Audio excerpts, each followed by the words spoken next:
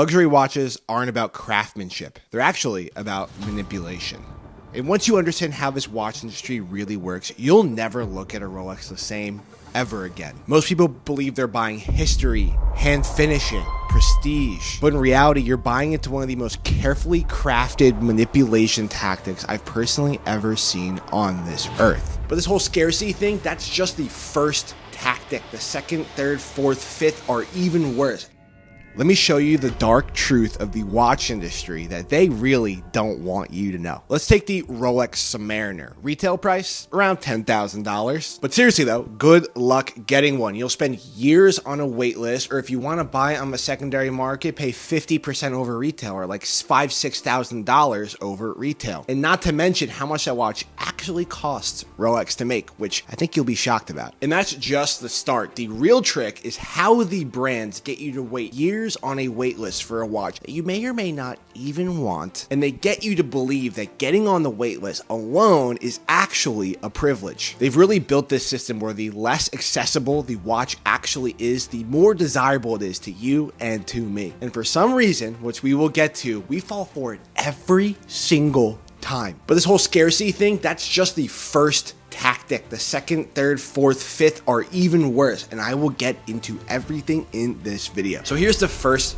dark truth. Scarcity is manufactured by these brands. And nobody, and I mean nobody in the last couple of years has done this better than Rolex. Think about it. Rolex produces over 1 million watches per year. They do not come out with these numbers, but it's estimated by people in the industry. Yet somehow you walk into an authorized dealer today and you can't get the most basic Datejust, Explorer, Submariner that you want to spend your hard-earned money, thousands and thousands of dollars on this overpriced thing that goes on your wrist, and you still can't do it. They won't be able to offer you what exactly you want, even if that is a Lady Datejust. But if you don't say Lady Datejust, they will offer you one and say, if you buy this for your wife or girlfriend, you can get the chance to buy a steel Submariner. Oh, and that wait list that I just talked about, there's not really a wait list at all. I spent a lot of time at a lot of authorized dealers. A lot of them are actually good people. But what they do is they will hold the most exclusive watches in the back for the right customer to come in, whether that is a customer that spends a lot of money, which is majority of the time, whether that is a customer that is a high profile celebrity. They only give access to the watches that are most coveted, the Panda Daytona, the Pepsi, the Green OP, the Sprite. They only give this to the people who they want to give it to. And it's not that they're not getting them. They have plenty of watches in the safe in the back. So this scarcity that you hear about all the time about Rolex and how the AD can't get you one, it's engineered to make you want it more. Think about it. If you want a Rolex Submariner and you want to walk in the store and buy it, and you could buy it, you probably wouldn't want it as much. Think about it. The Datejust, you could probably get a lot of the different Datejusts and walk right in the store and get them, but the Submariner is a little bit harder. That's why everybody wants a Submariner. It's not the look, it's not anything else other than the fact that you can't get it. It creates this illusion that owning one of these watches actually makes you a part of this exclusive club, the Rolex Club, so that when you're wearing it, somebody will come up to you and ask you about the watch itself. What this really does for Rolex in particular is actually make you a part of their marketing funnel. And that brings us to number 2, which is the actual pricing of these watches themselves. So the second dark truth is the price of the watch has nothing to do with how much the watch actually costs to make. Over the last couple of years, if you're a watch enthusiast, you've seen a number of the high-profile brands, JLC, AP, Patek,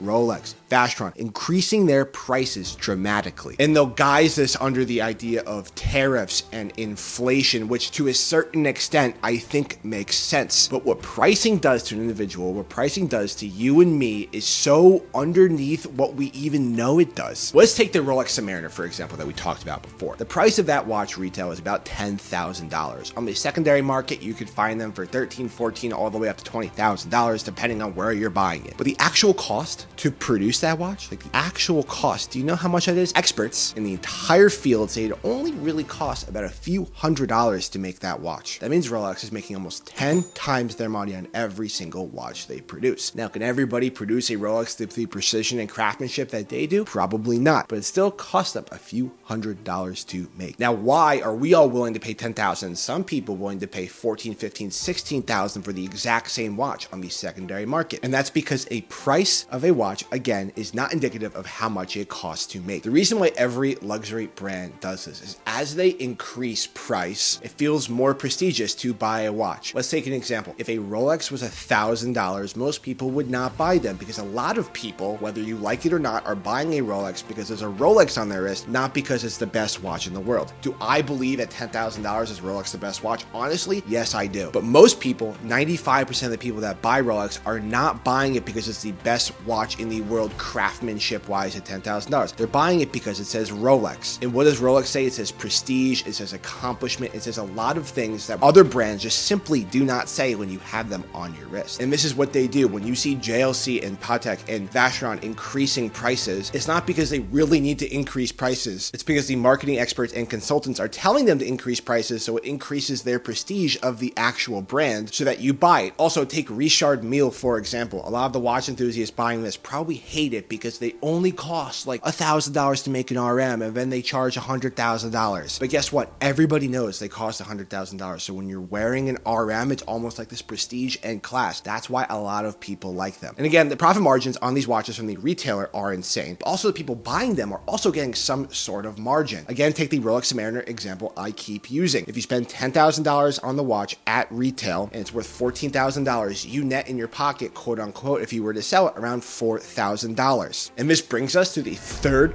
dark truth, and probably, in my opinion, the darkest of them all. And that's that the idea that luxury watches are investments is actually the biggest lie in the entire watch industry, and you keep hearing it again and again and again. During the pandemic, prices for Rolex, AP, Patek shot up dramatically. There were a couple of reasons for this. One, there was not enough supply on the actual brand level because a lot of them were getting off because it was the pandemic and they cannot be in the factory in order to make these watches. And another was because a lot of people around the world, especially where I'm from in the US, people were getting paychecks from the government that honestly probably they did not deserve, but that's a whole other conversation. And they were taking these and instead of spending them on the essentials like food for their family or diapers for their kids, they were actually spending it on luxury items they did not need because people were sitting in their houses and they were bored. Along with the Paul Newman Daytona and lots of other watches selling for extremely high prices, started this idea of watches as investments, that you could buy a watch and over 10 years, that watch will increase in value. Now, all over the industry, the watch brands, they won't say it, but they want you to think that the watch is an investment. Why? So that you come in and buy the watch because you're parking essentially your money away so that it goes up in value. I can't tell you as a content creator the amount of times I get a question of, is this watch a good investment? Is this watch a good investment? Watches are not investments. The people who will come out and tell you that a watch is a certain investment are essentially just trying to sell something to you. Because if they could sell you a watch as an investment, meaning that they could sell you a $15,000 watch if they convince you that it's going to be worth $20,000 in a couple of years. And most of the time, the people who are saying watches are investments are not actually the brands themselves. They're not actually the authorized dealers. They're either people that have bought the watch and want you to buy it as well, or they're actually dealers on the secondary market. You see this all over the watch industry. People saying, oh, this AP is a great investment because X, Y, and Z. Now, I'd be lying if I wasn't somebody that bought a watch as an investment. I don't buy a watch as an investment, but when I purchase a watch, I like to think, okay, if I'm spending $10,000, I probably won't lose $10,000. I might lose $1,000 here and there, but I'm not going to buy a watch that loses 50% of the value as I come out of the store. I think that's just common sense. But where the lie, and I think where it goes really wrong, is where dealers, and specifically secondary market dealers, will tell you that a watch will go up in value. There are so many people that think this is the case, and even though if you chart the price of Rolex over time, over the last 50 years,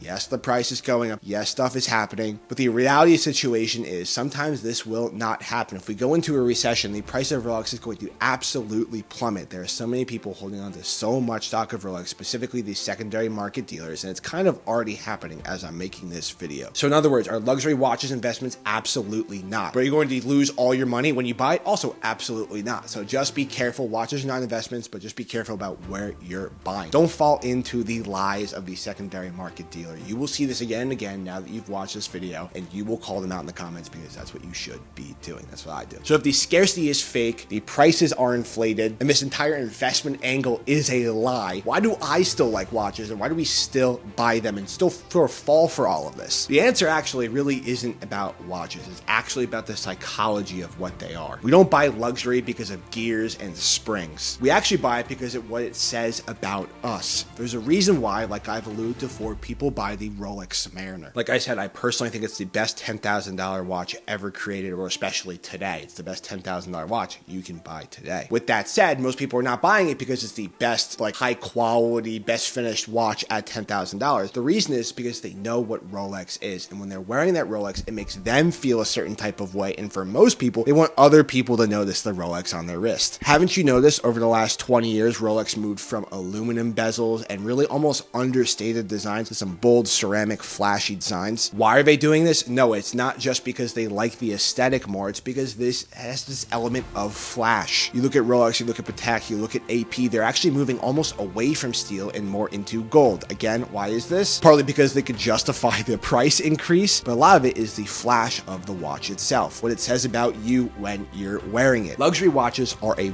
wearable status. Take the biggest watch collectors you know in the world. Take Drake, for example. Why does he wear watches? Yes, he might know some about watches, but he also wants to flex to his followers, to his listeners. Ed Sheeran, probably completely different story. I think he just likes watches in general, but at a certain point, he appreciates them on another level that's almost irrational. These things really are not worth as much as we pay for them, but a lot of people, we really do not care because we like the way it makes us feel rather than what other people feel. And here's the dark truth about all of this. It works on us and we can't do anything about it. Even as I'm making this video, I do not care. I'm still willing to spend $20,000 on a Gerald Charles. But here's the good news of all of this. Once you notice all of these dark truths, once you notice all of these manipulation tactics, these pricing tactics, you can actually have an edge up over the competition. When you go into that Rolex AD, you don't have to fall for the games that spending $30,000 gets you access to a wait list in order to then spend $10,000 on another watch. You can know you came to this video and understand that you do not have to do that. The Submariner is a pretty readily available watch. They probably have one sitting in the back for you. They're just trying to squeeze every single dollar they can out of you. At this point, you don't have to buy stuff that everybody else wants, that you see online, that everybody lusts over. You can actually just take what I'm saying and just buy what you love, because at the end of the day, as a watch collector, you should not be buying what other people like and what other people love. You should be buying what